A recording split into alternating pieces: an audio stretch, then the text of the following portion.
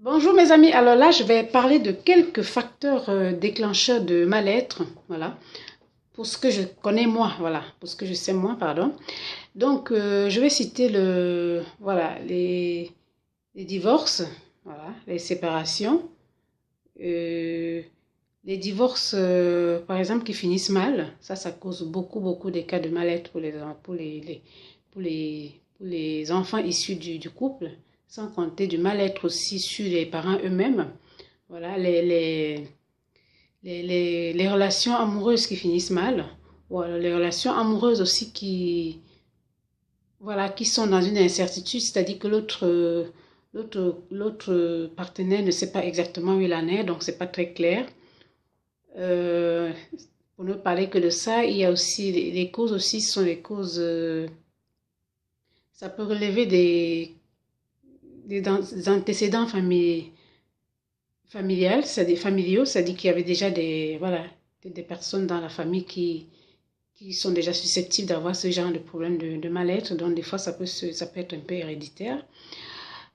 Après, il y a aussi le manque de confiance en soi, le fait de manquer d'estime en soi-même. Ça peut causer aussi beaucoup les cas de mal-être. Il y a aussi les ruptures professionnelles, c'est-à-dire que le chômage, voilà, ou alors l'arrêt brusque d'un travail. Il y a aussi le fait justement de ne pas avoir du tout de boulot. Ça aussi, ça peut causer beaucoup de cas de... Ça peut être un cas de un cas de voilà, qui engendre un mal-être sur une personne.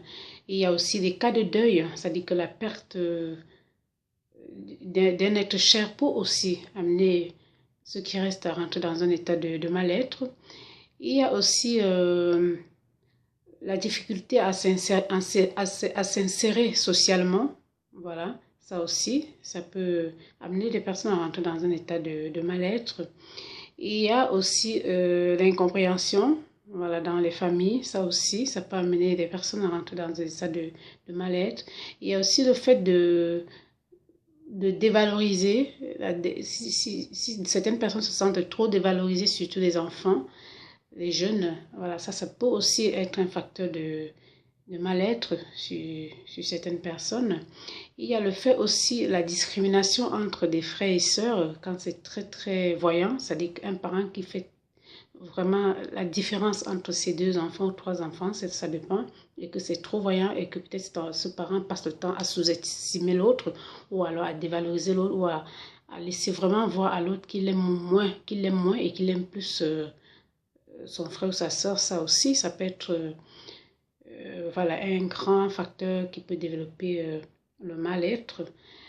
Il y a aussi le fait de se sentir seul, la solitude tout simplement. Il y a aussi, parce que là, il y a plusieurs sortes de solitude. Il y a la solitude parce que on est seul, on n'a pas de conjoint, on est seul, voilà, on n'a pas de femme ou de mari, etc.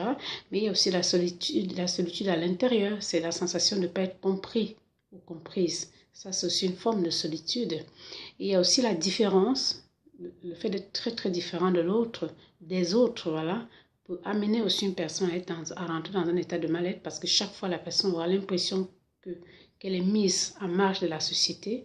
Ça peut aussi vraiment être un grand cas, une grande cause pardon, de mal-être.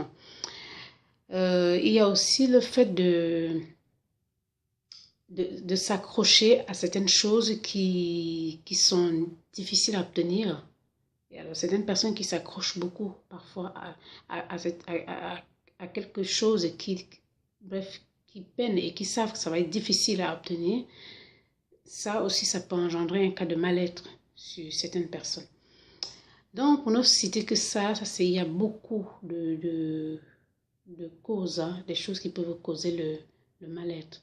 Voilà, c'était juste quelques causes quoi, de mal-être. Donc, quand vous vous trouvez dans ce genre de situation, essayez de trouver, comme je dis souvent, une petite recette qui peut vous amener justement à ne pas rentrer dans cet état de mal-être. Voilà. La souffrance aussi parmi les gens entrent dans un état de mal-être. C'est-à-dire que quand on souffre, on a une souffrance, que ce soit une souffrance physique, ça peut être une douleur, une maladie. Ça aussi, ça peut amener des gens à entrer dans un état de mal-être. Et puis, il y a aussi la souffrance matérielle, c'est-à-dire que le fait de ne pas avoir peut-être des moyens de subsistance et tout.